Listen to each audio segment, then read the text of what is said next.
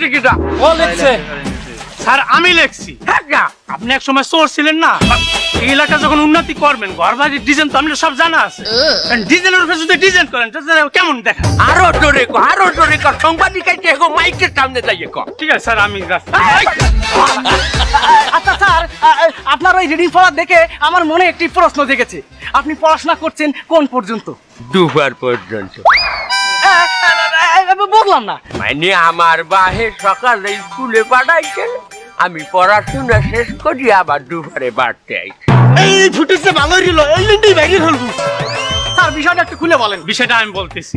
Sir যখন ছোটবেলায় সকালবেলায় স্কুলে যায় তখন ওই হেডমাস্টার স্যারের মোবাইলটা ছিল টেবিলের উপরে। কিছুক্ষণ পরে মোবাইলটা চুরি হয়ে যায়।